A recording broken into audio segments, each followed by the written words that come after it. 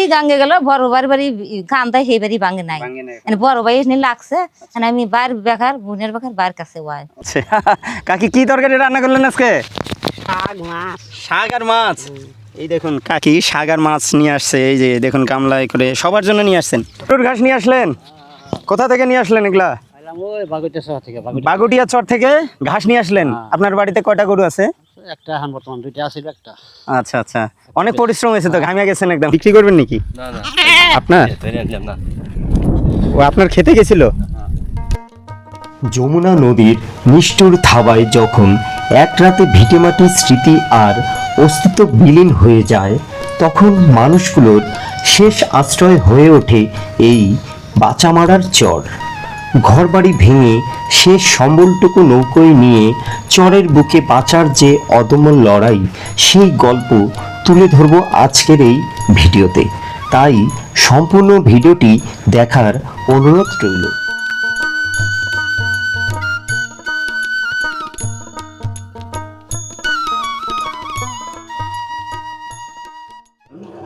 আমরা আজকে যাচ্ছি বাচামারার যে চরটি রয়েছে সেই চরের উদ্দেশ্যে।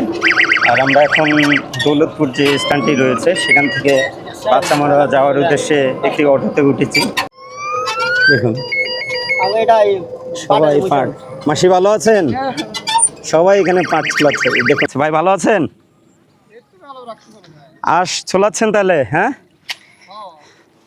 দেখুন এই যে নিচে এক ভাই এখানে পাটের আঁশ ছোলাচ্ছে। তো এই যে নৌকায় করে নিয়ে যাবে সব বাড়িতে। এই দেখুন ওই দিক দিয়ে রয়েছে, আর এই ভাই তো রয়েছে, আর আমাদের অটো হচ্ছে এটা। এই দেখুন পিছনে অনেক মা বোনেরাও পাট থেকে মানে গাছ থেকে আঁশ যে রয়েছে আঁশ ছোলাচ্ছে।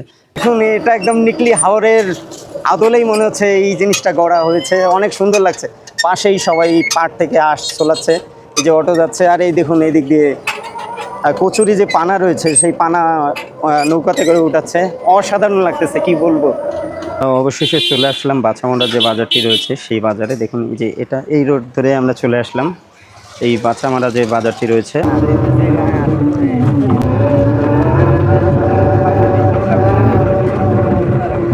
বন্ধুগণ আমরা বর্তমান রয়েছি বাচামারা একদম চরের। দেখুন এই যে এই পাশে বাড়িঘর রয়েছে, আর আমরা কিন্তু একদম চরের মাঝখানে অটো নিয়ে আসছি। দেখুন এই যে আমাদের অটোওয়ালা ভাই, আর পরিবেশটা দেখুন অসাধারণ লাগছে এখান থেকে। আর এর মাঝে দেখুন এই যে ভাইরা জমি মানে প্লেন করতেছে। দেখুন ভাই ভালো আছেন?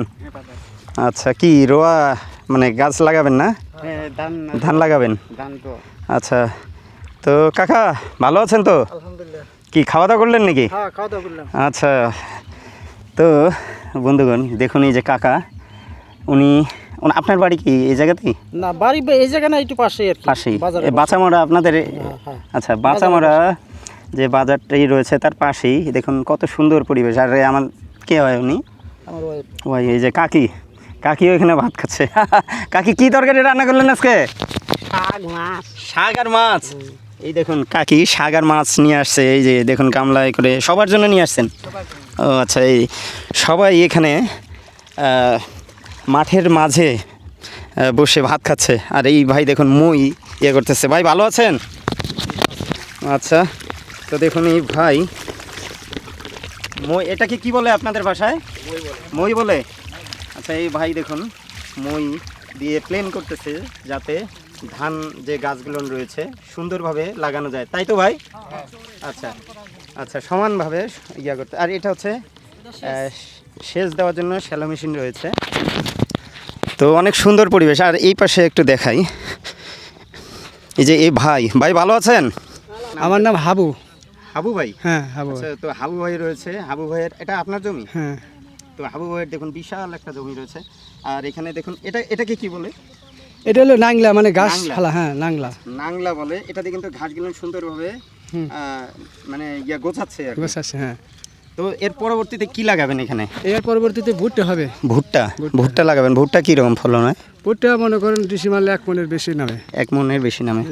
তো এতে কি সন্তুষ্ট? তাই তো? সন্তুষ্ট আলহামদুলিল্লাহ। আচ্ছা আর এখানকার জমির দাম কীরকম? এখানকার জমি এখন অনুমানিক 40 এরকম। 40 কি ডিসি মাল? ও 40,000। হ্যাঁ 40, 30, 25 মানে জায়গা বুঝে আর কি। 1 ডিসিমেল মানে জায়গা বুঝে 30-40 এরকম করে। আচ্ছা, তো এখানকার জমির হচ্ছে 1 ডিসিমেল 30-40 হাজার টাকা করে বিক্রি করে। তো ঠিক আছে ভাই, ভালো থাকেন। হ্যাঁ, আচ্ছা, তো দেখতে পাচ্ছেন এই ভাই এই যে ঘাস সেটা দিয়ে ইয়া করতেছে, মানে ঘাসগুলো সব একসঙ্গে ইয়া করতেছে। গ্রামীণ যে পরিবেশ, সেই খোলা মাঠে খাবার খাচ্ছে। দেখুন এক ভাই ঘাস নিয়ে আসতেছে। ভাই ভালো আছেন? কি নিয়ে আসলেন এগুলা? গরুর ঘাস নিয়ে আসলেন? কোথা থেকে নিয়ে আসলেন এগুলা? বাগুটিয়া চর থেকে ঘাস নিয়ে আসলেন। আপনার বাড়িতে কয়টা গরু আছে?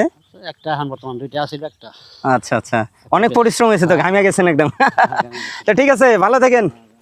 দেখুন ইনি বাগুটিয়া যে চরটি রয়েছে সেখান থেকে ঘাস কেটে নিয়ে আসলো। যমুনা নদীর খরস্রোতা ভাঙনে চরের মানুষের ভিটেমাটি বারবার বিলীন হয়। আবার নদী শান্ত হলে বা নতুন চর জাগলে সেখানে নতুন জীবন ও বসতি গড়ে ওঠে। নদীকূলের মানুষের এই বেঁচে থাকা এবং নিরন্তর লড়াই থেকে অঞ্চলটির নাম হয়েছে বাচামারা। বাচামারা ইউনিয়ন মানিকগঞ্জ জেলা শহর থেকে কিছুটা দূরে দৌলতপুর উপজেলায় যমুনা নদী বেষ্টিত একটি সীমান্ত ঘেঁষা চর। ওই পার থেকে নৌকাতে করে এইসব বাড়ি কিন্তু নিয়ে আসা হয়েছে এই চরে। আর এই বিস্তীর্ণ মাঠ, আর এগুলো হয়তো বা কিছুদিন পর এখানে অনেক বাড়ি হবে। সামনে দেখুন 2-1টা করে বাড়ি হয়েছে দূরে দূরে। আর এখানে দেখুন বাড়ি ভাঙ্গার পর যে গরুকে পানি খাওয়া চাড়ি রয়েছে, এখানে কলস, এগুলাতে মানে পানি সংগ্রহ করে রাখে যতটা সম্ভব। আর এই যে পাশেই রয়েছে যে যমুনা নদী, সেই যমুনা নদীর ওই পাড়ে কিন্তু এনাদের বাড়ি ছিল একসময়। নদী ভাঙ্গনের কারণে এই বাড়িগুলো, ঘরবাড়ি সব ভেঙে এই সাইডে নিয়ে আসছে নতুন বাসস্থান তৈরি করার জন্য।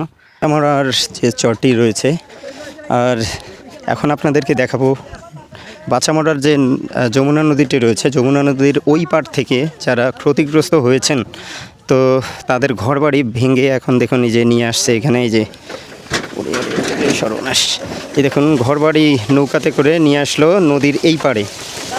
দেখুন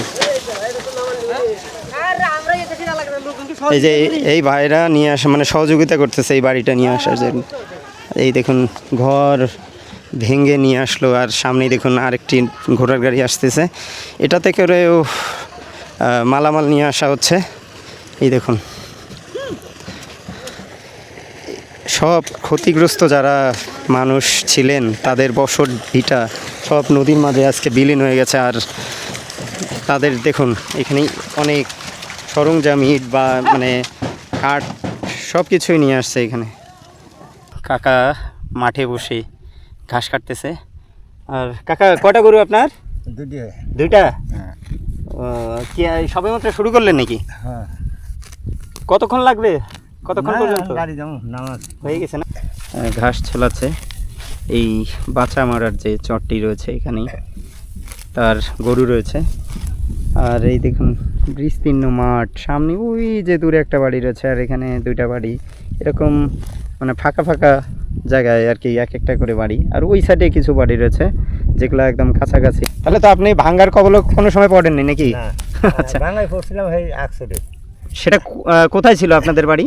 আমার বাড়ি ছিল ওই গাছেরও পূবে পূবে আসছিল, আর এখানে নদী আসছিল আগে।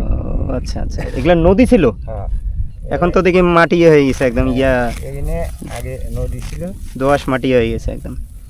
সেটা কত বছর আগে কাকা? মোটামুটি 20 বছর। 20 বছর আগে এগুলা নদী ছিল, চরের মতো ছিল না? চরের মতো কি, এটা সেটা এন্ডা ফিরে গেছে। ও আচ্ছা আচ্ছা।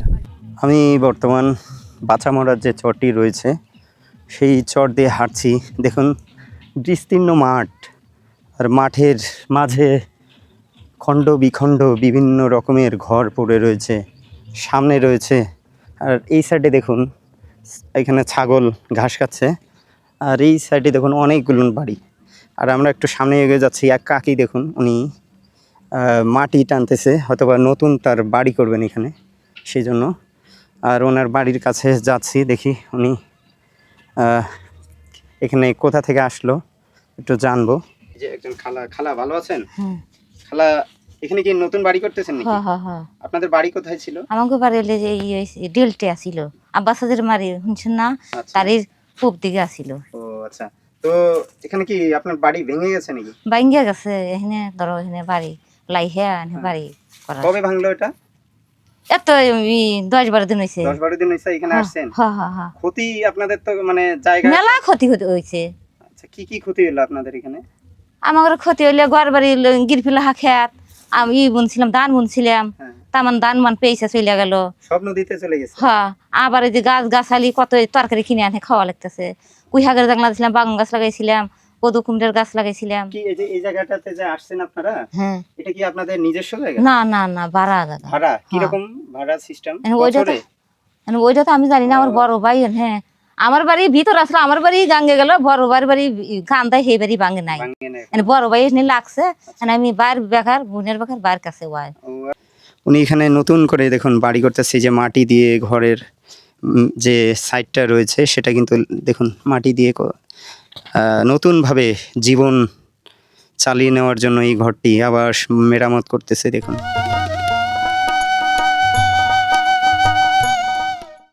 যমুনা নিষ্ঠুর থাবায় যখন ভিটেমাটি আর ভিটের গাছপালা তলিয়ে যায় নদীগর্ভে, তখন মানুষের বুক ফাটা হাহাকার কেবল এক অচেনা পথ খুঁজে ফেরে।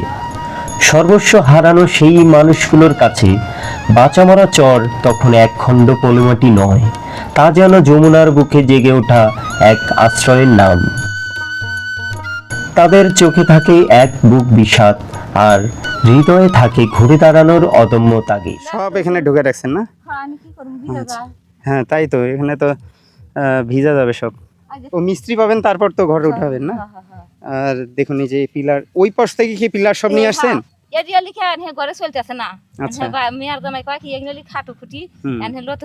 নতুন করে ওই জন্য নিয়ে আসছেন ওই পাশে।